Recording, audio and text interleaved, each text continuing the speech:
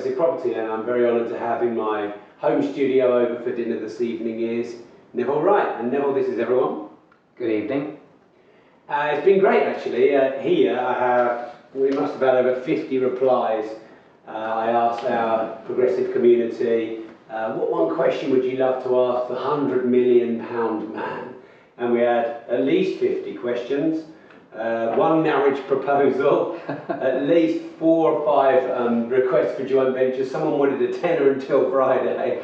So we had some very interesting questions, and we picked the best 14 or 15 questions that we think, Neville and I think, are the most valuable for the community. So I'm going to get those up now. How did you start in business, and what were the keys to success in business way back in the beginning? Right, well, I started business in 1974, 26th of September, and the thing we started in was window cleaning. So that was easy to start, cheap to start, and the community was there, so everybody has windows. So I thought that could be a good possibility that we would earn some money to survive. Sure. The alternative was, in those days, the dole. We was in the middle of the worst recession I think the country had known for a long time. And so that's why I started, and what I started with. And the keys, did you ask the keys for success? Yes. Well, the customer is king. And if you do what the customer asks, then you win. If you don't do what the customer asks, then you fail. So the customer it was our prime objective.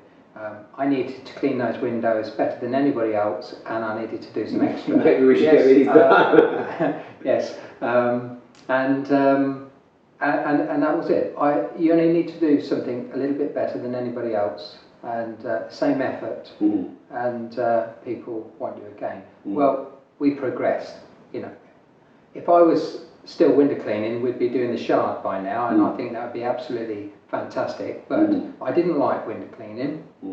It was a means to an end, and so we progressed fairly rapidly to property maintenance, and the key was to stretch the mind, stretch the boundaries, and do what people wanted. So the answer was yes, which is my new book that's coming out in a couple of months. The answer is yes. Now what's the question? So with that attitude and philosophy,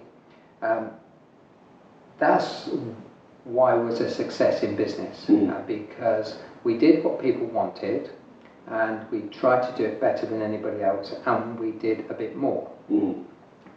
And did you go into property maintenance through the window cleaning, because you're cleaning the windows and you're so just kind of... It was all accidental, really, all by chance. After a couple of days of window cleaning, somebody said, would you clean my gutter out? Another person said, would you mend my gate? And it went from there. Sure. I could have said no, I'm a window cleaner, but I didn't. I didn't like window cleaning, so... You wanted to do more. And I think to clean somebody's gutter out was £2 in those days. To clean their windows was making me feel young. 37 pence. Yeah. So it was a no-brainer. Oh, right. I could clean gutters out at the same time as it took me to clean windows, but I'd get £2 instead of 37 pence. Right. I think something that I think is really valuable as a property investor, just jumping onto what you said, is you started cleaning windows, but you saw more opportunities once you got into a property. And I think property is very much like that. You can buy, then you can rent out, then you can convert, then you can multi-let, and it's not just about the thing you start doing, it's the opportunities that... Yes.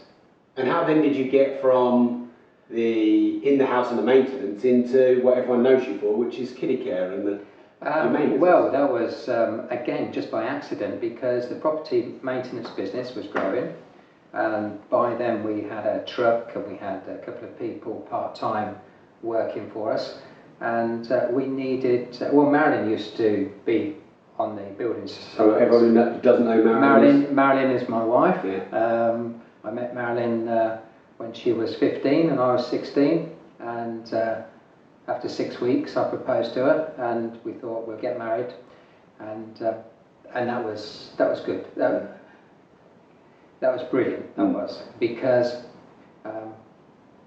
we wanted to work together, and so Marilyn started on the sites. As soon as their baby went to play school, she would come on the sites and she would drive the van, and then it got to a point where she was working at night doing the books, and she said, look, I'd like to have an office.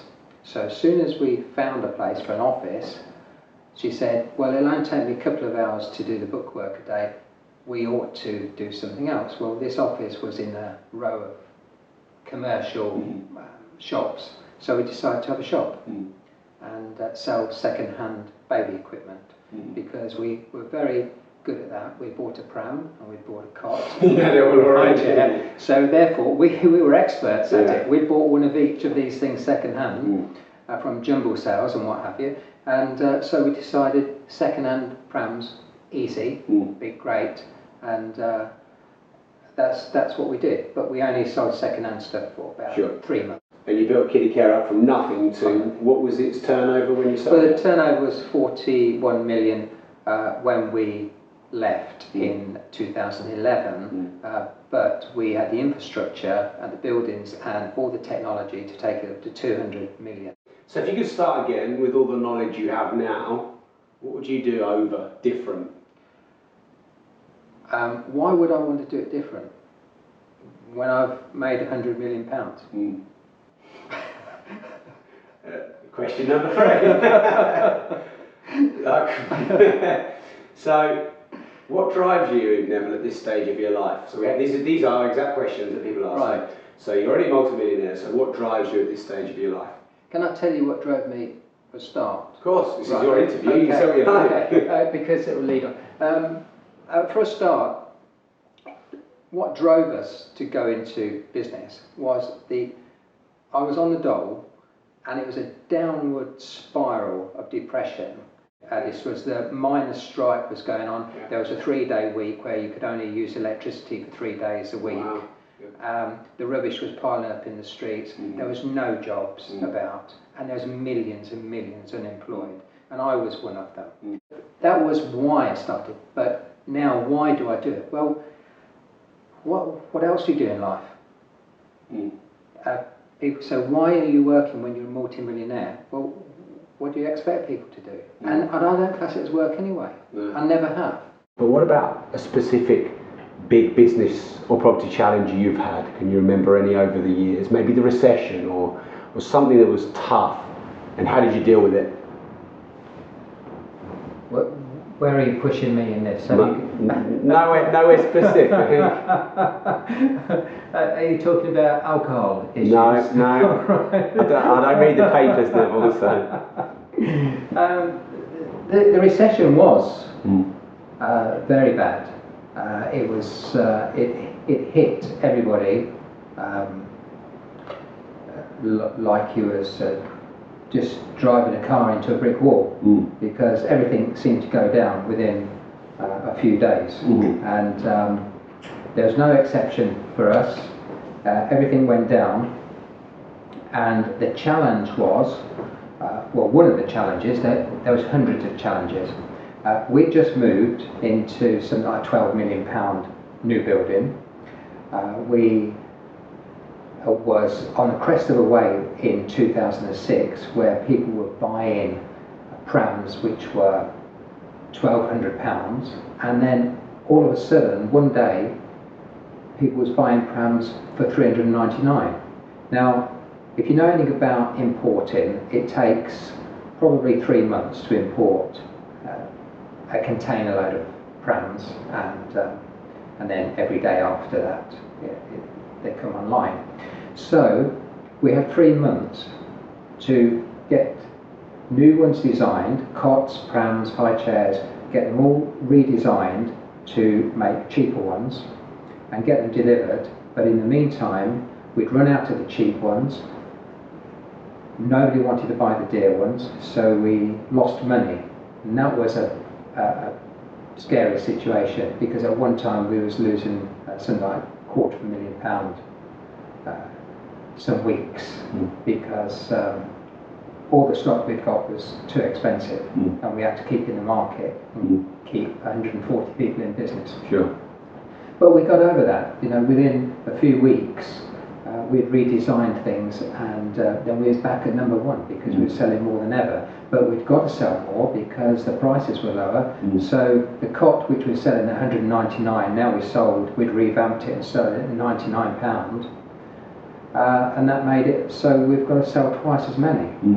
So that was tough. And we were still fighting with technology. We knew where we wanted to go, but didn't seem to be anybody in the country that could that had the expertise to get us where we wanted to go. Although we had an in-house team, we needed outside contractors as well. That was a bad situation for a year or so. And do you mean technology? You mean getting Kitty Cow online? Is that what you mean? No, we was online. We was basically the best online anyway. There was no concern there. We just wanted it to be better. We wanted a seamless situation where people could order at 7 o'clock at night and get it delivered at 10 o'clock the next morning. And there was lots and lots of things involved for. We were having a lot of credit card fraud at the time, so we wanted to get rid of that. We was having issues with carriers. There was everything we wanted perfect. We wanted the pick and pack system to work perfectly, and if you have pieces of paper and you give them to people, then inevitably you're going to make mistakes if they start having to tick boxes. We wanted it so you could zap the product, which is normal now, but it wasn't normal then. That you could zap the product, we knew exactly what it was. We could pick and pack 10 products for that customer in 10 different departments, and it all come together and all collated on the lorry. So that was the system we wanted. We eventually got it, but we needed a lot of money. We needed a few £1 million to do it. So one of the challenges was to get more money into the company, and we had a lovely house that I sold in a week, and the market was rapidly going down. If we'd have sold it 6 months before, we'd have got 2.25 million, but I put it on the market to sell to the first person who walked in the door at 1.75 million. We sold that, first person basically, who walked in the door, and we walked out with our suitcases. But these are the things, you know, after 30 years, after living in that beautiful house for 26 years, that's what you do in business. You know, I could have walked away, and I would have been very well off, and thank you very much. About 140 people, they were families, and we take our obligations very seriously. Someone's asked, what's your biggest mistake in property and business? Well, I'm sure we'll get to the positive stuff soon, but you know, what's your biggest mistake? Biggest mistake, I think, in the early 70s, the biggest mistake was I was going to buy a house, and I'd got enough money to buy it cash. And so there was another house, virtually identical, down another street, same money. And I could have got a mortgage and manoeuvred it so I got two houses. My mother said at that time, because nobody invested in houses really, especially people of our age. So my mother said, "Oh, you have to light fires and keep it warm, and then, you know, it helps it be damp." And she was right, I suppose, and I didn't go ahead with it. But within 9 months, the house prices have risen in Peterborough from £2,000 to £7,000. Wow! And now I could have doubled my portfolio in that. And there was another lesson that after moving 5 houses in quick succession and building up, I could have swapped my house basically for one that was worth twice as much, but they wanted to get rid of it quick. And I didn't do it because people were saying, I can't understand you. You're always swapping your houses. What, you know, why are you doing it? And then nobody could understand. And I took notice of them, and I didn't swap that house. But again, I could have doubled my money. Sure. I didn't take notice of anybody after that. So you don't worry about what people think, and you buy a lot of houses now. So So how many houses have you? Can you remember how many you've had in your portfolio over your career as a property? How many have you owned in total? I stopped counting when we renovated 100, and this was in the late 70s, 80s, and we used to buy, renovate, and sell, flip them all the time. And I stopped counting at 100. If you could guess, a few hundred. Few hundred. Yes. And now you're more into developing, building, redeveloping. Building houses for sale. Yeah. Building houses for social, and so you buy plots, sometimes knock the stuff down and build on it. Yes. Yeah. Because you're doing one over the road from We're us. doing 14 3,000 square foot houses, and they're really, really nice. But that is a small site for us. And what other sites? What are the rough sizes of development? We've just started one at Weldon, 102 houses, and that's the kind of where we are at the moment. Probably 14 is small, but it's still okay for a nice development. So between 14 and 100. My goal was very simply, I wanted to be self-sufficient. I wanted to have enough money. I wanted to be financially stable. So that was my goal. Now, so I had to leave all the others along the way. I had to leave those because financial independence was my main goal. Now, to do that, you have to break it down into yearly, monthly, weekly, daily goals, hourly and minute goals. And I think maybe you think it's very strange, but there's two goals to focus on. Your main goal, which is your long-term goal, which at the moment for some people will be finance, and then your minute-to-minute goal. You've got to concentrate on what you're doing. I must do the most productive thing possible at every given moment. And you do it, and do it, and do it, and do it. And that's it. And you keep on doing it, and then sometime, you don't know when it will come, but you will become an investor. Things will just happen. But you've got to work at it. And there's no magic formula. Only get something that you like, especially if it helps people, and if it helps a lot of people, money will come along as a byproduct of doing that. And I can do anything for 12 hours of the day with enthusiasm that would bore me to tears if I thought I had to keep it up for a lifetime. So I've told myself this over and over and over again for years and years and years. I don't really tell myself it now because I do what I like. But if I had to do something, people go, oh, I don't like this job. Well, if you don't like it, do it better than anybody else, because then the person who's asking you to do it won't be able to afford to have you do that. If you do such a good job, they'll give you another one, a better one. So concentrate on your minute-to-minute goals with a long-term goal in mind. The next question is, do you have multiple streams of income? If so, what and why? It sounds like we've half answered that. Do you want to answer that? Yes. For the start, the multiple streams of income in 1974 was window cleaning as a base, and then all the other bits going on around it. And then it became the property maintenance, and then we got our own properties, so we were doing property maintenance and work for ourselves. So we never lost an hour because we had our own properties. And then we had the shop. So in the shop, multiple streams were nursery equipment, clothes and toys. So there were the three streams. And then in the property business, we'd got the renovations, we'd got rented property, and we'd got new to build and to sell. So they were like 6 streams of income. And then since... But do you think it's important to have more than one income stream? Oh, you must. You must. Now, in 2008, all those streams of income went down. And since 2008, we've gone into lots more streams of income. So there's electricity generation and forestry. We've gone into restaurants and education, internet, technology, you name it.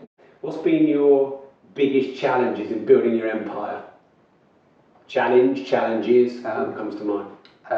The biggest challenges, well, I like to think, take care of the pennies and the pounds will take care of themselves. Everybody's heard of that, everybody knows that. But if you take care of your small challenges, your challenge which is challenging you right now, so if you are in front of a customer and you've got a challenge there, sort it out.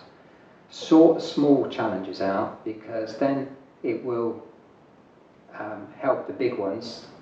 The big ones you'll just take in your stride. Unfortunately, people don't succeed because they don't work on those times, and when they do succeed, it becomes part of their life, and you just have 24 hours is 24 hours, and that is your life. Business is your life. Sure. And I suppose I wouldn't be doing my job if I wasn't to push the question, because otherwise the community are going to tell me off. Ask me whatever you like. Okay. So specifically, have you had any big challenges? So you said look after the small ones and the big ones don't come, but can you think in the last 30, 40 years any major things that were tough? And then how did you overcome it?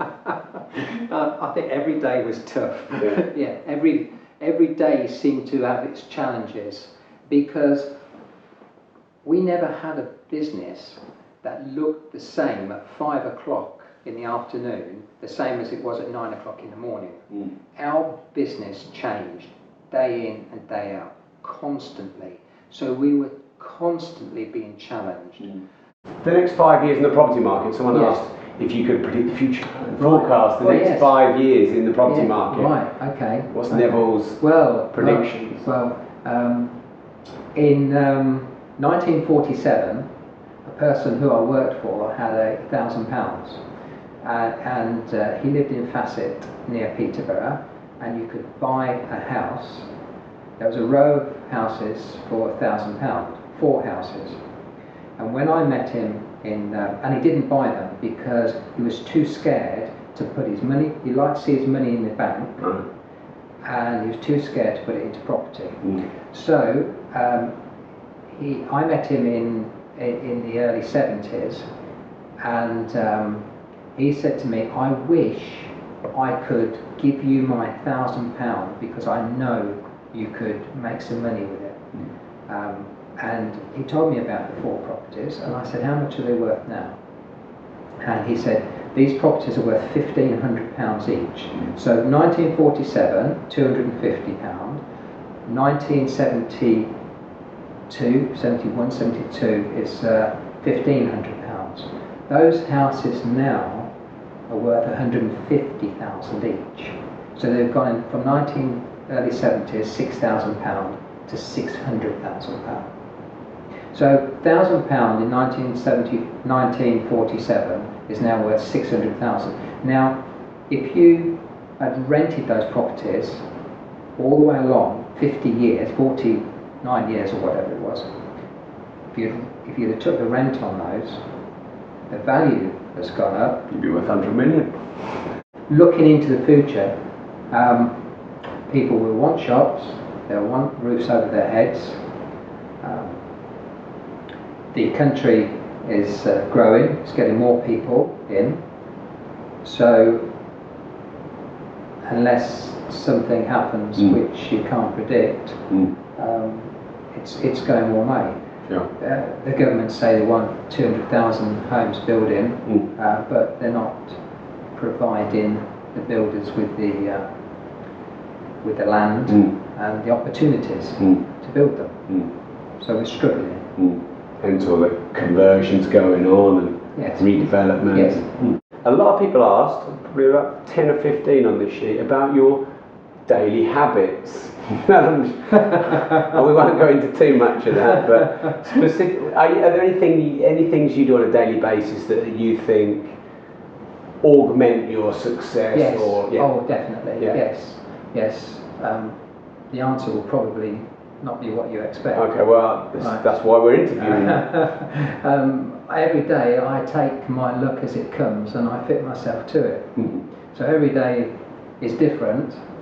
Whatever happens, I go with the flow, and try and push the boundaries and do things that I probably don't feel comfortable doing. Mm-hmm. Now, one of the things, I've been in business now 40 years, and I've said 24 hours is 24 hours. You get 1,440 minutes in a day. Everybody gets that.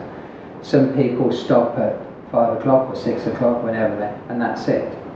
Marilyn and I don't. We may get a text or phone call, and it could be at 6 o'clock in the morning, it could be 8 o'clock at night, or we could be talking and something comes up where there's a property just come on the market, and if somebody rings me and says, we're just putting a property on the market, just thought you'd like to know, we'll go, we'll be there in 10. Because most things for us are 10 minutes by car. Sure. So that's the kind of radius. It's good thing about Peterborough, isn't it? Yeah. So we will go straight away. Doesn't matter whether it's 10 o'clock at night or 5 in the morning, because the adrenaline's going. Yeah. You know, the deal is there. Do you have a mentor or mentors? Yes. And if so, who? And just talk about that a little bit. Well, I try and learn things from everybody. So I take everybody who I see and speak to as a mentor. And but my real mentors are my father. He taught me a great deal. He was a very strict disciplinarian, and but very loving at the same time. So I got bandaged up and beaten at the same time. So it's yeah. So my father, he, as I say, he taught me a lot. He did. Ik piala garam cha, he used to say when we started the shop, and I used to go, what are you on about, Dad? He says, Ik piala garam cha, 1 cup of hot tea. Give the customer a cup of hot tea, they will stay in your shop. You don't even have to ask them what they're looking for. I gave millions of cups of tea away, and it worked. And then Carl Davis, he mentored me for 10 minutes, and it stuck with me forever, and it changed my life. You're going to tell us what it was? If you want. Yeah. We had the shop, the first shop, for a year. We never made any money, and we was packing it up. And Carl was a rep. He used to come and have fish and chips on a Friday with us if he was about, and he used to have a market stall. So I always used to be scratching my head when he went out, because I thought, I've sold him all this stuff, but I've made no money. And but I said to him, I've sold the shop, go and sign at 2 o'clock when we've had our chips. And he got hold of me. He was about 30 stone. He was massive. He got hold of me by the scruff of my neck, and I was 9 stone at the time. He dragged me out the shop. He shook me like a rag doll, and he said, I've watched you and Marilyn put all this effort in, put all this work in for over a year now. You can't pack it up. You're just about to make it. You've got to stop in the business. You can't sell it. You're making a big mistake. And in that 10 minutes, that changed my life. I rang the solicitor, said, I'm not coming, I'm not doing this. And he told me a few things what to do. Right. And you think other people should get mentors too? Do you think it's important? Yes. And you read and listen to audio a lot? For 30 years, I used to like living 20 minutes away from the office or the shop, because that was great. If I could have lived an hour away, that would have been better, because I had those CDs, tape recorder CDs on for 30 odd years. Every time I went out in that car, I didn't realise I'd got a radio in any of the cars. my kids could recite them. They used to go, I don't like this, and used to put their fingers in their ears. Now they're in their 40s, 30s and 40s, they're telling their kids. Yeah. And yes, it's free education. You know, it's like having a university course in your car. It's easier now to start business, but there is so much bombarded on you in business now that I would say one of the things is you've got so much choice, and you're going, which way shall I go? There is so much in the world, so much choice, which way shall I go? And you procrastinate and don't do anything. And so it's better to clear your mind and do one thing and focus on that one thing and do it well. Okay, so what does it take to be successful in business? Well, the main thing or the main things? Focus. Focus. Focus. Yeah. A goal. Yeah. And then focus. Mm-hmm. And be hard on yourself. People used to say to me, why don't you ever go on holiday? And I used to reply, every day is a holiday. Because I had to think positive, because I hadn't got enough money to go on holiday. So I couldn't say, yeah, well, it's not fair, it's, life's not fair. It is what it is. I am responsible. The fish stinks from the head down in your organisation. So I am responsible for whatever goes on in my life. And if somebody in my family says they want to be financially secure, you've got to be ruthless on yourself and on everybody else to make that dream come true. And finally, I wasn't going to put this in, but you wanted this one in. Did I? Because I thought it might be a bit personal, but you're cool with it. Why didn't you buy Kiddie Care back?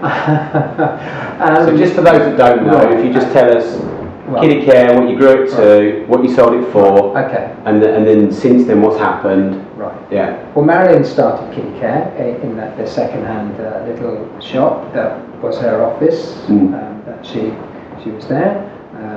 We sold 4 Kiddie Cares along the route in 36 years, and the latest one, the largest one, we sold for £70 million.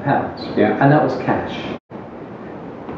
3 years and 5 months later, it was put up for sale. It had lost, in all that time, in that 3.5 years, it lost £170 million. And I did try to buy it, and I went through an agent, and the agent said to me, I was thinking around 30 million. That's what I was thinking. And the agent said, no, you can't go into the bidding process because they don't basically want you. They won't sell it back. Yeah. Can you imagine the embarrassment? That's what I was told. Can you imagine the embarrassment? Anyway, it was sold for 2 million, including the building, which by then had an extension on. It was a £16 million building, plus £20 million worth of stock. So I tried to buy that again, but they was asking too much money, and rapidly within a few days they'd got rid of the stock and most of the people. And then I thought, the business is gone, and so there was no point. I only wanted to buy it back to save the jobs. And now it's gone dark. We've been really talking so long, it's gone dark. I just say thanks a lot for your time, Neville. Well, you're welcome. It's been great to sit with you and hear some of your great answers. It's been. I'm sure the community will love it. I hope it's helped. We'll post it, and I'm sure we'll get lots of comments and questions. Thank you very much. Thank you very much. Thanks, Neville.